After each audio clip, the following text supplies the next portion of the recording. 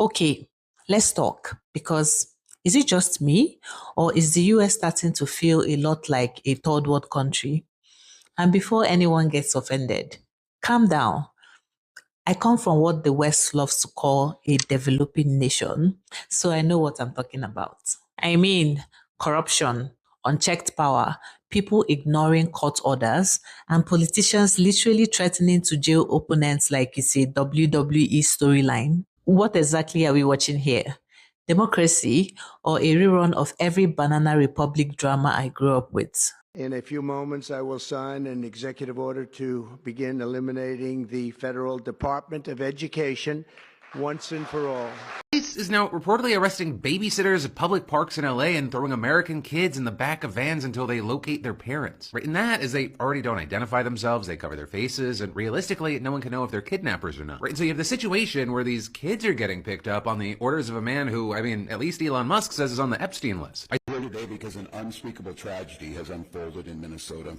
My good friend and colleague, Speaker Melissa Hortman, and her husband Mark were shot and killed early this morning in what appears to be a politically motivated assassination. Sir, hands up, hands up.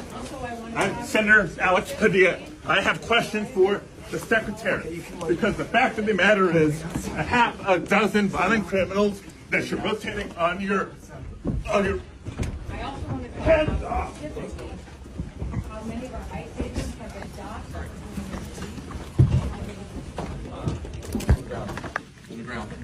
On the ground. Hands behind your back. Hands behind your back. If you don't my hands, go ahead, put them behind my back. All right. Cool. Other hand. Lay flat. Lay flat. Other hand, sir. Trump administration's now arresting judges because the FBI just arrested a Wisconsin judge for allegedly obstructing the arrest of an undocumented person in her courthouse by allegedly telling them where the exit door was. A move that many have described as authoritarian by Trump and a clear attempt to intimidate the courts into complying with his illegal actions. And this is you, the Attorney General, saying to judges on Fox today, we will come after you and we will prosecute you. We will find you. Right? And this is you have experts saying that Trump's still violating court orders from the Supreme Court and continues to violate people's constitutional rights. And then actually, on top of this, we have the news that the DOJ has authorized law enforcement to go into people's homes without a search warrant if they suspect that they're an alien enemy. Though this is, you have experts saying there's no Alien Enemies Act exemption to the Fourth Amendment and saying this is a clear-cut violation of our rights. Right? And this also comes as reportedly Trump wants to use the Alien Enemies Act to send Americans to El Salvador. Additionally, the DOJ has rescinded a policy that blocked prosecutors from seizing reporters' records in criminal investigations, forcing reporters to disclose who their sources are, which appears to be a flagrant violation of the First Amendment and freedom of the press. With now more and more people saying that Americans are under attack, that this is a concentrated effort to consolidate power and instill a dictator who seeks to undermine your life, liberty, and pursuit of happiness. Right? And while it appears that the courts are doing their job defending the system, they're also toothless without support from Congress. Officer squeezed in a doorframe by rioters pushing and screaming, "Heave ho!" This is the same door, but a different officer, dragged out of the line of D.C. police officers trying to push the rioters out of the Capitol. It is hard to see through the crowd, but the officer, desperate and alone, was beaten, stomped, and hit with the flagpole. At one point, it looked like one of the protesters would impale him. I was beaten, crushed, kicked, punched, surrounded. Someone reached underneath my visor, tried to gouge out my eye. And all these people were just pardoned by Donald Trump. Let's start with something basic. The rule of law. In countries like mine, the courts are often just decorative furniture for the ruling class. If the court says sit down, the powerful say make me. Sound familiar? Because recently I've seen powerful figures in the US outright ignore court orders, delay proceedings endlessly, or scream witch hunt anytime they are held accountable. Spoiler alert, that's textbook authoritarian behavior. Not my opinion. That's page 1 of the authoritarian starter pack. Then there's this. Marks individuals in unmarked vehicles grabbing people off the streets. Let me record! No! Get the fuck out of my face! What? It's just flat a tire, so go back!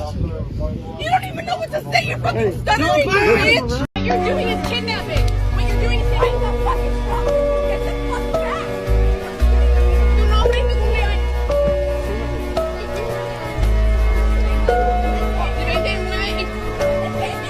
They're kidnapping her! They're fucking kidnapping her! Wait, what? That's not supposed to happen in a country that lectures others on freedom and democracy. That's the kind of stuff we used to whisper about when secret police showed up in the middle of the night.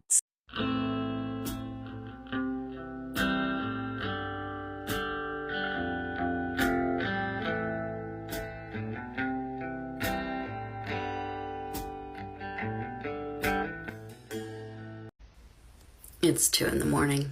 I can't sleep. I'm doom scrolling. And I come upon a woman who was protesting at a No Kings rally in Portland where they were dropping green gas bombs on the citizens. She was asking if anyone knew what it was because her eyes were burning, her chest was, she was having some trouble breathing still. She could feel it all over her body. And when she tried to shower, she said it just kind of reactivated it. So I did some digging and I found this.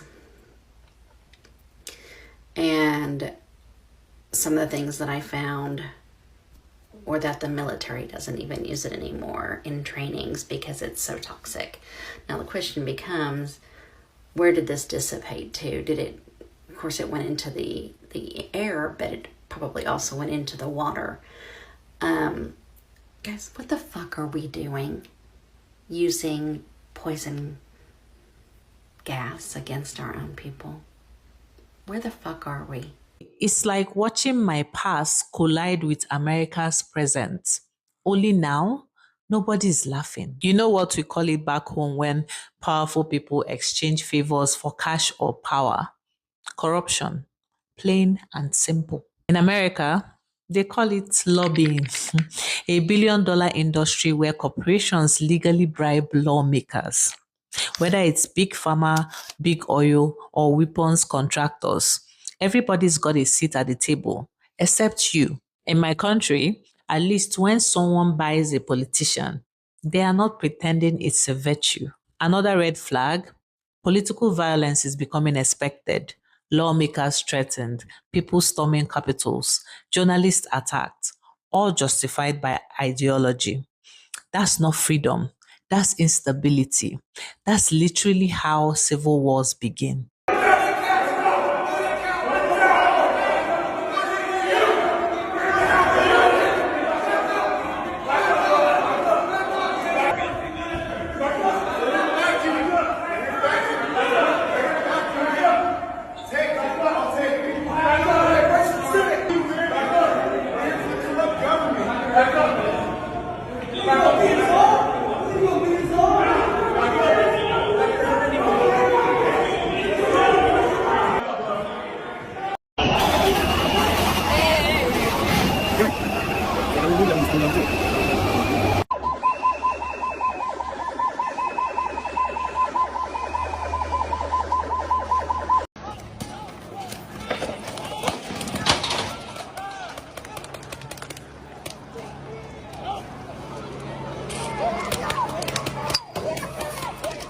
Every authoritarian system starts when institutions stop being neutral and become tools for whoever is in power. Suddenly, intelligence agencies are purged, judges are replaced, education is politicized, and the media becomes the enemy. You know where that ends up?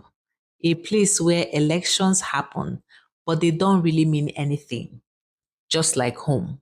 Look, I am not saying the US is a third world country, but if it walks like one, talks like one, and jails political opponents like one, let's just say somebody better start reading the warning signs because the rest of the world is watching. And believe me, the similarities are getting harder and harder to ignore. Tell me in the comments, do you think the US is losing its democracy? Or is this just part of a big political circus that will pass? And if you are from another country like me, how does America's current vibe compare to where you're from? Let's talk.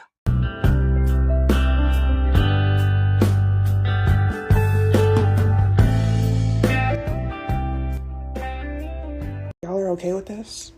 Y'all are okay with this? This is gonna make America great again? A concentration camp? Y'all realize that this looks just like this. This is Auschwitz. Yeah, that's what you're rooting for right now. This is what you mean by make America great again. Do y'all know that they built this in 8 days? 8 days while y'all veterans you guys just rep your veterans so bad. We stand with our vets, 4th of July. Let's celebrate their sacrifice. But you don't care about the fact that Trump, he couldn't possibly make something like this to house some homeless veterans. No, of course not. The people that fought for your freedom. No. He's got to build this whole thing in 8 days to be able to torture people. The president just called for the deportation of American-born citizens, and I want to be so clear, that's not deportation, that's human trafficking. The word deport means to expel a foreign entity to their country of origin because they violated some term of entry. You can't deport someone to a different country. This is their country of origin. That's not deportation, it's human trafficking. Language is always important. I say that all the time, but like especially here, we need to call things as they are. This is human trafficking. It is not deportation. You cannot deport people to a foreign prison in a country they're not from. You know, growing up, we were told to be like the US. But these days, I'm not sure the US is even being like the US. If this is the model, maybe it's time we stop copying the blueprints and start editing it. So YouTube thinks you like this video over here. Thank you so much for watching. See you in the next one. Over.